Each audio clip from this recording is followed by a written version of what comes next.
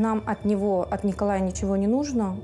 Но я хочу предостеречь, так как он обманывает женщин, не пьет, он работает, у него нет свободного времени. А как вы оказались замужем-то за ним? Курьер, букет цветов, предложение «Будь моей женой». Вот он пришел жить к вам домой. Я готова была идти дальше до конца с этим человеком. Даже простить измену. Да. Я сегодня сюда приехал вскрыть всю правду и очистить свое имя. Как говорится, маленький да удаленький. Когда она схватилась за нож, дал ей пощечину, чтобы привести ее в чувство. И вы пошли других баб искать. Говорил, что он безумно хочет сына, целовал мне живот, называл его Степочкой. После этого в соцсетях пришло сообщение: Николай спит со мной уже давно, ни ты, ни ребенок ему не нужны. Вообще он семьянин. Он хочет семью. Еще одна жертва романтики приехала к нам, Алена. А вот почему и как она пострадала от вашего брата, давайте мы у нее и спросим.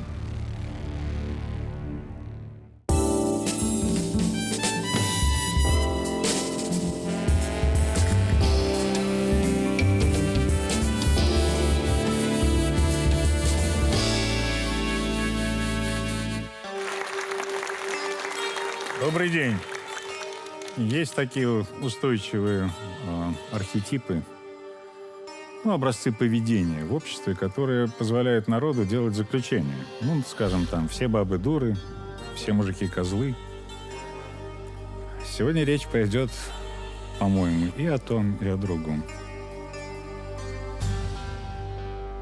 Сегодня к нам приехала жительница Красноярского края Оксана Ильина. Здравствуйте, Оксана. Здравствуйте. Рассказывайте, с чем пожаловали. Я хочу призвать к ответственности человека за свои поступки, так как он обманывает женщин и бросает детей. Моя история с данным человеком началась в октябре 2023 года. Познакомились мы с ним в социальных сетях. Представился он Николаем, 25 лет. Был женат, есть сын. Первый брак у него был тяжелый, так как первая жена его бросила, вернее, изменила с лучшим другом, со свидетелем, который был свидетелем на свадьбе. То есть у человека определенно объяснял, что у меня травма, я очень боюсь предательства, боюсь вранья.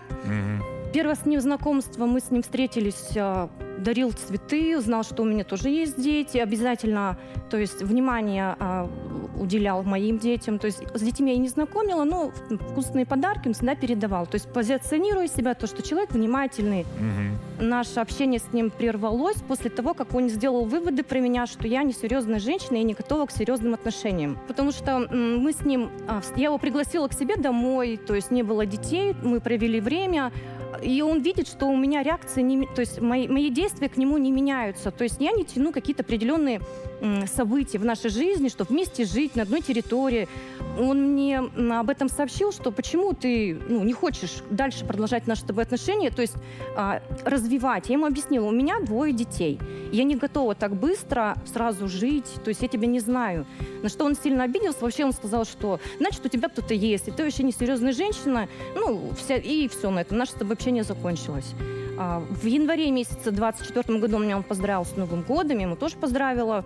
Сказал, что из-за меня, что я его очень сильно ранила, не поверила в его искренние чувства. Он в меня, правда, сильно влюбился. И мне единственное сказал: Оксан, дай мне еще шанс. Но второй брак обязательно для меня должен быть венчанный. То есть, чтобы я был на 100% уверен, что ты никогда, у тебя не будет ни одной единой мысли, что у тебя будет мужчина. Я согласилась. То есть, да, у нас был контроль во всем. То есть, когда я на работе, ты на работе, он мне объяснял, что я очень сильно ревнивый человек. То есть он оказался еще гиперконтролером. Очень. И он требовал от вас видео и фотоотчетов. Всегда. И ему не нравилось часто, что у вас ногти накрашены, или... Это уже было позже, когда я уже была беременна. Я к чему? Давайте мы посмотрим на экран, потом вернемся к разговору. Вот тот самый костюм. Когда я была в этом костюме, мне муж сказал бывший, что я девушка, женщина легкого поведения, что так не одеваются на работу. То есть это рубаха классическая, жилетка, крой необычный. Со стороны бывшего мужа постоянно были претензии, что мой гардероб вульгарный, значит, есть однозначно любовники. В моей работе, в принципе, недопустимо ходить в откровенных нарядах. Даже в повседневной жизни я придерживаюсь классическому стилю. То есть вот примерно в этом платье я хожу с детьми гулять. Да, слушайте, вкусы у него строгие. А вы упомянули, что на вашей работе нельзя ходить фривольно. А кем вы работаете? Я работаю в администрации города Ачинска. А где в администрации? Ведущий специалист Чего? в опеке. Это первый случай, когда к нам добровольно приехали органы опеки. Но, правда, по другому поводу совсем, да. Хорошо, так вы пошли под венец. Да. Вот. Я забеременела. И как он отнесся к новости?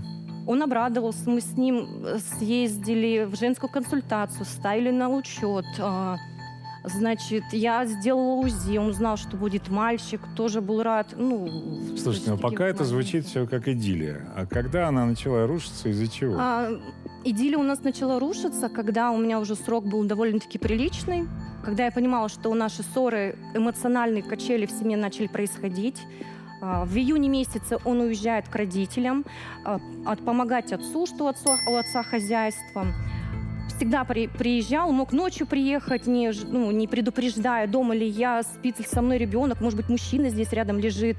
Контролировал, какой у меня гардероб, когда я беременная ходила. Почему ты дома не красишься, почему ты на работе красишься. Вот. И я стала обращать внимание, что человек начал манипулировать всячески мной. То есть что-то ему не понравилось, психанул, уехал, дверью хлопнул. Простите меня, пожалуйста, я так понимаю, что жили вы у вас. У меня. А деньги он какие-то приносил домой? Были определенные суммы денежных средств, то есть его расходы в качестве для дома, то есть там поменяли обои, потолок, там, что-то, какие-то ремонтные мелочи, то есть это было. Плюс у него у родителей хозяйства, продукты были. Ну, а потом уже человек плавно перешел к тому же, у тебя же муж безработный, у меня пока нету работы. А как он ее потерял, эту работу? Я не знаю. Вот этот момент я уже позже стала анализировать, и этот момент пропустила. Я как женщина имею свой доход. Но я вы же, не... послушайте, деньги ладно, но вы выяснили, что он не совсем отцу помогал, ездил-то, да, когда от вас уезжал. Я просто в один прекрасный момент он приехал домой также меня проверять, дома ли я, с кем я, что я делаю. Посмотрел мы, то есть поговорили, побеседовали, он лег спать. Телефон, он мне всегда говорил, хочешь телефон, бери, смотри. В телефоне ничего, то есть я тебя не скрываю. Телефон был как на видном месте. Я обратила внимание, что у него отключен интернет, я включила интернет, и посыпались сообщения. Также на социальных сетей от девушек. Одна пишет, 19-летняя, мне тебя ждать, когда ты приедешь. От другой девушки сообщение, все, я дома. Я захожу, смотрю, что, может быть, думаю, это какие-то старые переписки. Смотрю, что полностью беседы все были удалены. С его аккаунта я им пишу. Там, все, я понял, что-то там придумала и попросила, скиньте скрины, на чем мы остановились. Девочки скинули. Вот 19-летняя, то есть скинула скрин, где он пишет, когда он был, опять же, у родителей. Все, я подъехал, выходи. Поцелуйчик, смайлик. То есть я понимаю, что люди не в первый раз друг друга знают и видят. То есть либо что-то было, какие-то отношения. А когда вы окончательно-то поняли, что он не тот, за кого все это время себя выдавал? Окончательно я поняла, то есть уже я родила. Родила я уже, будучи разведена. Меня муж оставил, получается, я была на 5-м месяце беременности. То есть вот это была причина. То есть он, опять же таки, перевернул всю ситуацию, обвинил меня, что я выдумала это все. Он мне не изменял, мне это все показалось. Я тебе ничего доказывать не буду. Не веришь, не надо. Развернулся и уехал. Вот это для меня этот человек оказался самый страшный его поступок, когда человек не признается в своих ошибках. И когда... Так вы, подождите, вы ведь после того, как развелись, вы что-то про его прошлое это выяснили все? Да.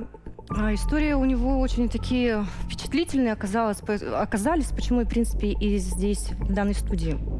Мне позвонила девушка, Алена представилась, без 5 минут бывшей, как представилась, спросила, вы Оксана Ильина? Я говорю, да.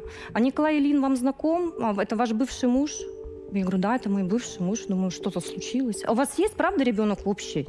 Я говорю, да, сын. Вы венчаны? Вы не подавали на развенчание? Я говорю, да нет. Он, в принципе, собирался развенчиваться. То есть я знаю, что мы в статусе венчания. Хотя я ему однократно говорила, если ты дальше свою жизнь строишь, как минимум развенчайся, чтобы вот этих моментов у нас не было, что я понимаю, что у меня ребенок маленький. Слушайте, я вам открою секрет, но, может, вы мне на слово не поверите, но мы в конце программы покажем вам мнение эксперта. Нету, никогда не было и никогда не будет развенчания. Она спросила, а сколько у Николая детей? Так. Я сказала, что когда мы были в браке, я узнала, что у него есть еще дочь Злата. Когда я, опять же, Николаю говорила, у тебя совесть вообще есть, что ты дочь не знаешь до сих пор, не знаешь сына. Николай просто говорит, да, у меня есть сын, у меня есть еще один сын. Я клянусь здоровьем сыновей, что у меня нету дочери, что просто когда-то я встречался с девочкой, у нее была маленькая дочь. Я ее полюбил как свою, а моя жена вторая, немного не в себе, восприняла немного по-другому Понятно. То есть информацию. правильно я понимаю, что весь ваш пафос и главный посыл сюда прийти, это был предупредить женщину о том, что есть такой Да. Николай Ильин, который говорит одно, а делает другое. И самое страшное, у него система абсолютно не меняется в зачем? выстраивании отношений. А зачем? И самое страшное, Если она когда... работает, что ее менять? И самое страшное, когда мы вышли на Веронику, мамы Златы, и она рассказала свою историю, вот здесь волосы встали дыбом. Слушайте, давайте мы про Веронику чуть позже поговорим, может быть, даже с ней. А пока мне не терпится увидеть Казанову наших дней и понять, что же в голове у молодого еще человека. Николай, идите к нам. Здравствуйте.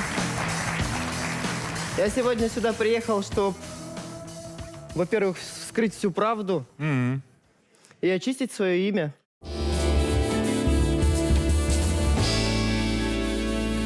Ну, рассказывайте, как ваше имя здесь запятнали? Почему вы, собственно, решили приехать-то? Ну, очистить свое имя. Ну, вот все, что мы сейчас услышали, это все вранье? Нет, что-то есть и истинная правда. То есть познакомились, все было хорошо, поженились, повенчались, зачли ребенка. Понятно. Вы, когда ушли от беременной женщины, вы о чем думали? Ну, я ж не просто так ушел. Так вот, расскажите. Изначально появился холод со стороны жены, то есть которая клялась, божилась, что все со мной переживет и так далее. Холод какого рода? Ну, то есть уже не было какой-то нежности, там, конфетно-цветочного, это уже закончился. Ну, а то то, есть, что она беременна, не смущало вас никак? ну, смущало, конечно. Ну, у женщин, вы знаете, да, и так гормоны меняются 5 раз на дню. А когда они беременны, так 10 раз на дню. Вы же в церкви что говорили ей? Мы И в клятву горе, и в давали. радости, да? Да. До конца. А тут она немножко охладела. И что, надо было собирать вещи и уходить? Ну, были моменты, когда человек просто в мою сторону, и не только в мою, нес негатив. То есть Какой? при какой-то ругани зацеплялся мой ребенок, Какой?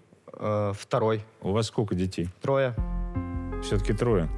И девочка есть. и девочка есть. А почему вы не признавали девочку? Ну, я хотел сказать, то есть про второго ребенка она знала, Чтобы когда уже ну, а будет там поздно. уже, то есть добрые люди сказали. Вы с другими женщинами в тот момент, когда жили с ней, общались? Пока все было хорошо, нет. То есть наступил тот момент, когда мы поругались, уже начались общения, переписки, то есть это было. То есть правильно я понимаю, что вы искали поводы? Нет. Ну, вот смотрите, вы ушли, она на 5-м месяце, ей рожать. Вы какое-то участие принимали вот в подготовке к родам? Нет. Материально, финансово? Нет. Почему? Ребенок-то в чем виноват? Ни в чем. Ну вот вы и букетно-конфетный пережили спокойно себе, и потом пошли другой искать букетно-конфетный. Нет? Нет. А кто такая Алена, которая звонила Оксане и спрашивала? Это Ну, замечательная это тоже девушка. уже моя бывшая девушка. «М-м». А сейчас вы в каком статусе, боюсь спросить? Сейчас свободен. Хорошо. А есть что-то вот конкретное, что именно толкнуло вас к разводу? Может быть, Оксана вам изменила, может, еще что-то? Да. Когда я в крайний раз приехал, и неожиданно в 10-м, в 11 часу был старший сын дома, то есть я даже, есть видео, где он спит. Ее не было? Ее не было, вот это видео. Ну, и хорошо, он спит, и что дальше? Я звонил, то есть мы общались, она была у сестры, пила, пришла в 3, Беременная, пила? да, в 3-м, в 4-м часу ночи она пришла домой, спросил, где была, она, тебя не должно это волновать, где я была. Можно Всё, мне добавить? начался сыр-сбор, мы ругались с ней. Мы Подождите, стояли ну на вы кухне, опять. Но там же дошло до рукоприкладства, нет? когда она схватилась за нож, то есть, да, она схватилась за нож в первую Вы у очередь. сестры бухали беременные?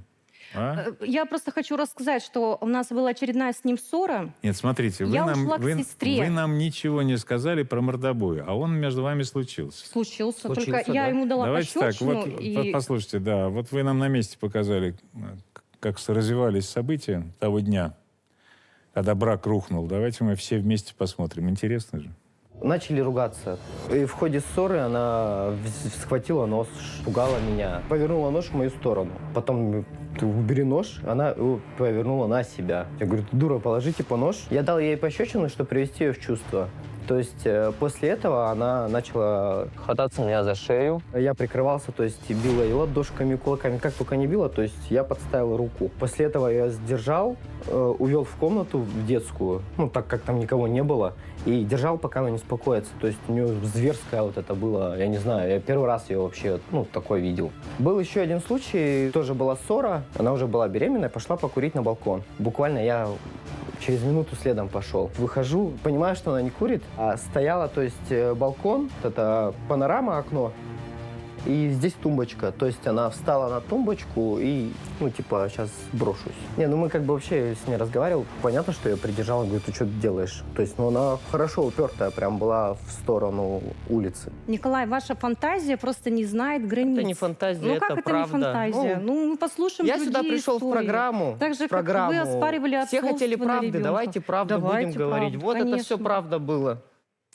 Вот у вас до была женщина, которую звали Надя, тоже жена, верно?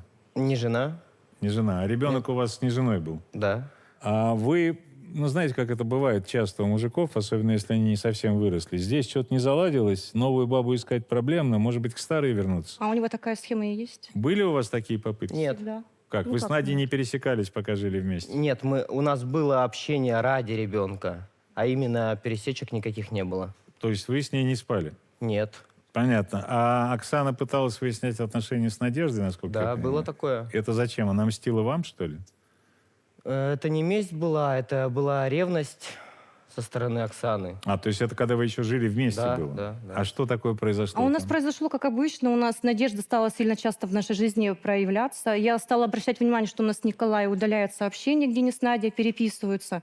Надя себя вела, как ни в чем не бывало, как будто... То есть Николай у него нету семьи. То есть я понимаю, когда люди общаются, как в прошлом, были вместе, есть общий ребенок. То есть человек мог в любое время позвонить, давай там планировать наши там выходные, не выходные. То есть определенные манипуляции в мою сторону с ее стороны были. И вот у нас момент был, когда Николай получил пощечину, только когда мы насчет Нади ругались. То есть он пощечину получил, то есть опять прилетела в мою сторону. Я развернулась и ушла к сестре. Вот здесь он начал всячески снимать, что ты мать-кукушка, смотри, Понятно. ребенок А с дома и Надеждой все у вас прочее. драка была? Да. А что же вы нам не рассказали об этом самом Ну, у нас не начале? драка была. Я, так скажем, ей, сказала, еще раз моему мужу напишешь. То есть, соответственно... Давайте так, телефон мы, в поскольку твоем с другом Надеждой месте будет. пообщались, давайте мы ее версию выслушаем того, что между вами произошло, потом вернемся к разговору. Я была на работе, работала, никого не трогала. Пришла, она на меня накинулась, как ненормальная. Я даже сначала не понимала, в чем причина. Порвала мне футболку, а у меня сестра с ребенком сидела. Я звоню быстрее сестре, она мне говорила, что она пришла. Представилась опекой, зашла ко мне домой, как к себе, написала там какую-то записку, ездила в полицию и написала заявление. Мне спрашиваю, что-нибудь ей будет? Мы беседу проведем. Я вообще не понимаю, она вообще какая-то ненормальная. Вообще никогда вот это ей надо ответить за все слова, что она про моего сына говорила. Она его там оскорбляла, я не знаю. Ладно, мне это все равно. Говори ты про меня, что хочешь. Но ребенка моего зачем трогать? А у вас какие отношения с Колей сейчас? Хорошие отношения, мы родители. У нас прежде всего это счастье, чтобы сын был счастлив. Это правда, что вы использовали служебное положение и пришли к ней домой аж, сказав, что вы из опеки? Нет, я такое абсолютно не говорила. Единственное, что... Домой к ней приходили? Конечно. Зачем? Поговорить.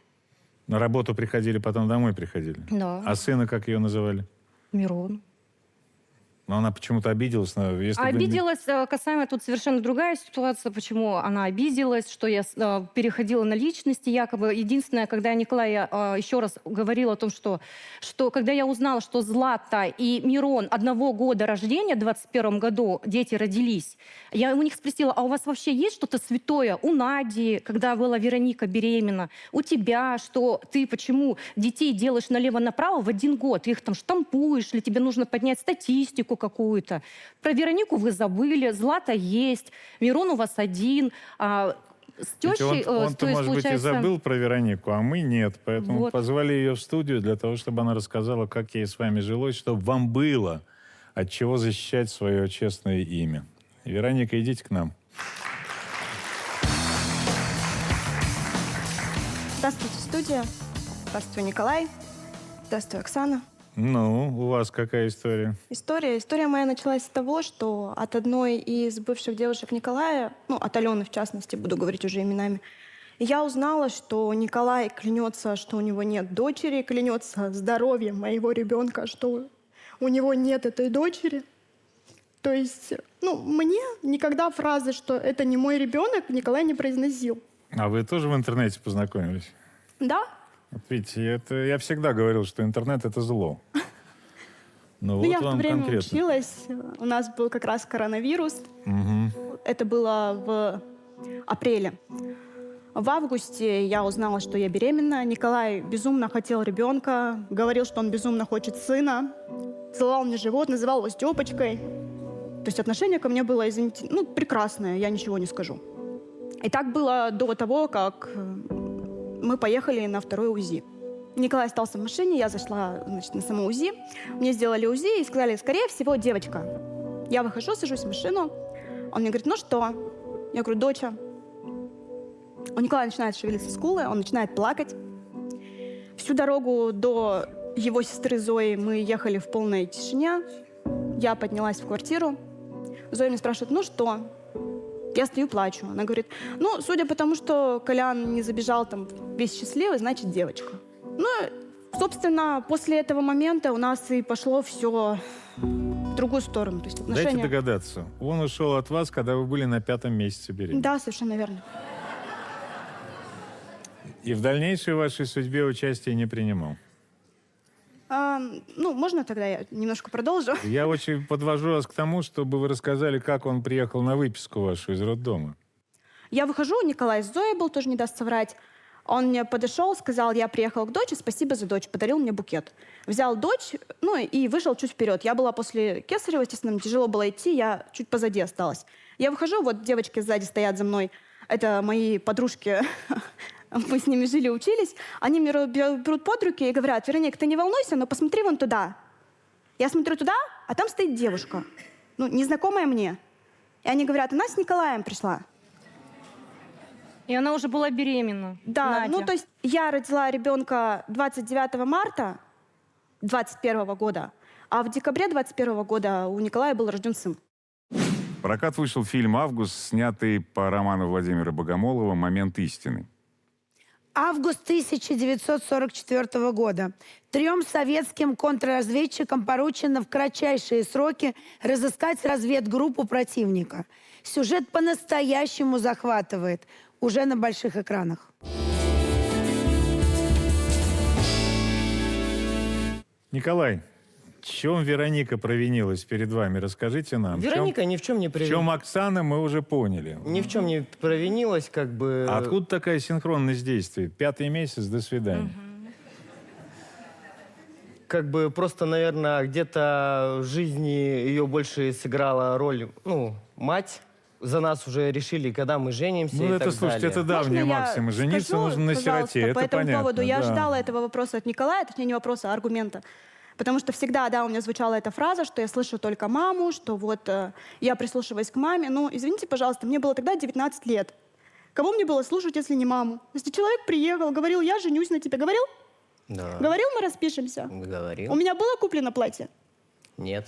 Да, у меня было куплено платье. Это платье до Ну, сих пор висит у моих понимаешь, родителей. мы Я не с могу на тобой это платье объяс- смотреть. Решали этот вопрос женитьбы и так далее, а решала твоя мама. Скажите мне, мы- Ну, ты мне пожалуйста. предлагал расписаться? Да. Дайте мне Да. догадаться, он не вписан в свидетельство о рождении. Нет, в свидетельстве о рождении у меня стоит в графе отец прочерк, а дочь написана на меня, но отчество у нее Николаевна в свидетельстве о Понятно. А рождении. вы планируете, я так понимаю, как, установить отцовство или что? Я хочу, чтобы этот человек, во-первых, признал, что это его ребенок, то есть официально.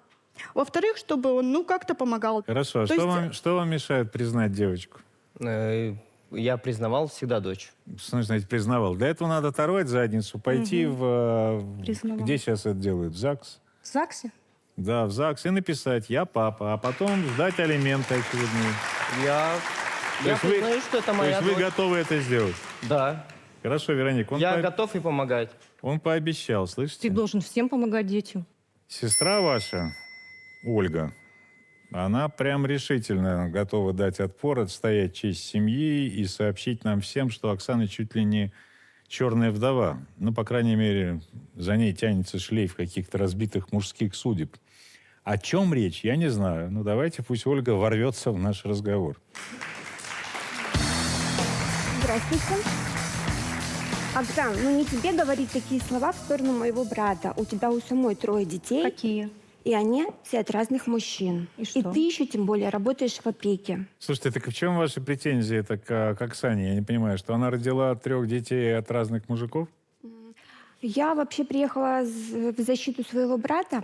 А как его защищать-то? Чем? Я не понимаю. Ну, то, что Оксана же аргументирует это тем, что у него тоже дети от разных Я женщин. аргументирую тем, что мои дети живут со мной. А у Николая, может быть, еще после этой программы еще дети появятся. Вы маленько, как родственники, глаза свои ну, пелену подожди, уберите. Оксан, ну у тебя же тоже дети от разных мужчин. Дети живут со мной, я детей Дети с тобой. обеспечиваю. Ну, кто их обеспечивает? Мама, И алименты. папа Если я у алименты. папы забираю алименты, которые уклоняются их платить, ну, наверное, Почему естественно. уклоняется, платит исправно?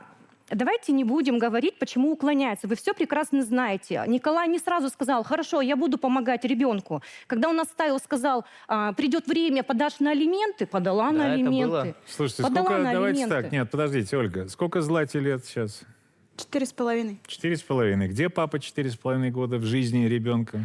Папа, Которого здесь, в студии, он решил признать. Где он? он ее изначально признавал. Просто у них отношения не сложились именно с Вы знаете, что такое Вероникой. признать ребенка? Это пойти оформить ребенка на себя, исправно платить знаю. назначенные ему алименты. Вот это называется признать ребенка. А не здесь, в студии Первого канала, когда Гордон на него наехал. Вам нравится, как ваш брат относится к женщинам и к детям своим? Вообще он семьянин. Он хочет семью. И к детям он относится хорошо. А вот как у них отношения складываются с женщинами, это уже другой вопрос. Так, может быть, ему угомониться уже? А может быть, женщинам тоже нужно подумать о том, с кем вообще иметь отношения. Вы помните, с чего я программу начал, да? Ой, Господи. Еще одна жертва романтики приехала к нам, Алена, которая утверждает, что этот герой-любовник опасен женщинам не только на ментальном уровне, но и на физическом. А вот почему и как она пострадала от вашего брата, давайте мы у нее и спросим. Алена, идите к нам. Здравствуйте. Здрасте. У вас-то что? Все, наверное, стандартно. Николай у нас, в принципе, ведет себя одинаково со всеми девушками. Также в соцсетях написывал, познакомились, цветы, ухаживания. Про детей, соответственно, он мне только сказал про единственного сына, которому в данный момент 3 года. Сказал, что первый брак у него был по молодости. Ну, вообще, по глупости ты туда не лезь. Не считается. Да, там так, после армии. Насчет Оксаны, он сказал, это больная, неадекватная женщина, которая пыталась меня травить. Я говорю, что ты такого сделал, чтобы тебя женщина травила? Ну, это ее нужно как минимум довести хорошенько. Ой, не лезь, это мое прошлое, я тебя умоляю, туда-сюда, ладно, хорошо. Все, в А принципе... у вас, погодите, чтобы сделать историю короткой, просто та же самая история. Познакомились в соцсетях, потом букетно-конфетный. Да, я заподозрила, что он обманывает. Это когда услышала разговор с юристом, где он обращается на какие-то суды касаемо элементов. То есть, человек ничего такого не говорил, со слов его, что у него один сын, с Надеждой у них замечательные отношения, он помогает ребенку, ни в чем там не отказывает. И странно слышать такой разговор от юриста. Я залезла в телефон, у меня потом, конечно, волосы на голове зашевелились. Я увидела с Оксаной переписку, там комплиментов была масса. В Оксане на адрес, Так опять я не же. отрицаю, что там была масса. Коль, я заметила, что ты не Алён, отрицаешь. ну не тебе сюда Сейчас было не ты ехать, разговариваешь, серьезно. рот закрой свой. Ой, не надо мне Хорошо? рот закрывать. Честно, это Я девушка говорю, рот закрой. верная. Тебе слово уже давали. Давай, давай. Ну, Слушайте, Я а когда выслушаю вы тебя. говорили, что женщины страдают от него не только ментально, но и физиологически? был вы момент что имели в нашего виду? знакомства. Я также работаю на госучреждении, проходила профосмотр. Все с моим здоровьем было замечательно. Начали с Николаем встречаться. Интимные моменты. Вы посмотрите на него, он Потом сидит, просто улыбится у меня всю потом передачу, ему начались весело. внизу живота боли. Ну, я сначала, знаете, там, ну, мало ли, у меня работа тяжелая, чтобы вы понимали. То есть, ну, может, где-то что-то подорвало, женское здоровье и туда-сюда. Потом я поехала, сдаю мазок, а на меня, знаете, так специалист в кабинете смотрит и улыбается. А вы, ну, я говорю, я так и так свечки, ну, что ставила, говорю, наверное, подстудилась. Она говорит, нет, вы не подстудились, а вам с партнером нужно лечиться. Да, да. То есть он Это вам еще, это еще цветочки. Я думаю, ну ладно, то есть человек же до меня совершенно же тоже вел, мы взрослые люди понимаем, что он вел половую жизнь. Я спокойно выхожу в машину, ему это говорю. Он, ты, да это ты. Я говорю, Коль, ну я за себя знаю, давай не будем, хорошо? Заведомое заражение венерической болезнью – это уголовная Я статья, знаю. ответственность уголовная. Если срок обращения в правоохранительные органы прошел, то будет отказ в возбуждении уголовного дела, но это будет не реабилитирующее обстоятельство. И в последующем это будет уже черная метка за этим молодым человеком. Мгм. А сколько срок, не подскажете? Там 2 года. А, нет, тогда не прошел. Вот. Я составлю заявление. Теперь- А просто можно же узнать, откуда это вообще все было? Просто тут- Конечно, можно. тут Там будет в причины были обязательном порядке хорошие. судебно-медицинская экспертиза, которая скажет, что вы не могли не знать о наличии у вас венерического заболевания. И это будет уже подтверждение состава преступления по этой статье. То есть вы узнали, что в тот момент, когда вы с ним Да. встречались, у него была еще одна женщина? Да. И он спал с ней, извиняюсь за такие откровенные разговоры, и после нее ехал ко мне в этот же день. То есть даже так, Коль, Ну, слушайте, представляешь? Да, Слушайте, это было. хватало сил, значит, у человека. Молодец, ну. А я так понимаю, Способный. что вы говорите сейчас о Татьяне, Да, о Татьяне. которая у нас в студии. Здравствуйте, Татьяна. Таня. Здравствуйте. Ну, давайте так, интернет, встреча, букеты. Да, конечно, все так же. Сценарично. Только он ее перевез в другой город еще с ребенком и бросил. Она Бросил? потеряла Ну, работу. пусть Татьяна сама расскажет. Ну, рассказывай, как вы от него пострадали? Общались нормально, встречались, ухаживал. Хотел семью. Перевез к себе. Неделю пожили нормально, вторую, как бы он пропадал, начал. Я ему написывала, названивала, он, естественно, молчал. Ну, Он теперь вы говорит, знаете, у меня куда он пропадал. рейсы, и все. Он как-то приехал в 4 утра, как бы, ну, все нормально, как бы, ну, интим был, все дела. К обеду у него засосы. И он это все так перевернул, как будто Причем это... засосы Ну, делала чтобы я не в я. себе сомневалась, что это я сделала. Ну, естественно, несколько дней проходит, и все, я собираю вещи, как бы, и уезжаю к себе, ну, обратно в Минусинск. Ну, то есть вы вовремя соскочили. Можно так сказать, да? То есть в этой в истории и вы без беременности Да, мы обошлись. делали Да, таким слава испугом. Богу. А самое страшное, что вот мы пообщались с девочками, он всем говорит, выходи за Да. меня замуж. Мне даже кольцо подарил. Венчаться и ребенка. То есть у человека даже глаз не дергается о том, что даже в гражданском браке можно подать на алименты, после развода можно подать алименты. То есть человек для себя выводы никакие не Слушайте, делает. Ольга, Да, я вас слушаю. ну вот смотрите, еще +2. Что делать будем? Ну, я бы хотела сказать, что я смотрю, Все бабы виноваты. женщины, нет, женщины-то все уже взрослые, такие, смотрю, Я? Самодостаточные. Да. Мне было 19 лет. Почему они, Да, почему девочке они 19 так лет, думают? взрослая, самодостаточная. Ну, а насчет Вероники, я думаю иначе, потому что она просто была молодая, у них отношения, я считаю, не Слушайте, ну сложились. скажите, вот пожалуйста, можно я какому сейчас нормальному... тебе в Подождите, ответ? Вероника, Мне секунду. было- Какому можно я нормальному пока не человеку придет в голову приехать в роддом, чтобы забрать своего ребенка с девушкой, которая беременна? Каждый 5-й месяц он приходит, значит, приводит в роддом, понимаете? Значит, беременную женщину. Это как? Да меня потряхивает просто от этой ситуации. Я не завидую тем женщинам, которые оказались в этой ситуации, но я вам гарантирую, что по закону мы поддержим вас и по линии нашего комитета, и я вижу, что коллега здесь тоже попала в такую вот ситуацию. Значит, поддержим и ответишь ты по закону. А если ты не будешь исполнять решение суда, то мы тебя привлечем за неисполнение решения суда. Я лично буду следить за этой историей до тех пор, пока последний рубль не будет заплачен с этим детям. Меня дети в этой ситуации интересуют. И ты за них будешь нести полную ответственность.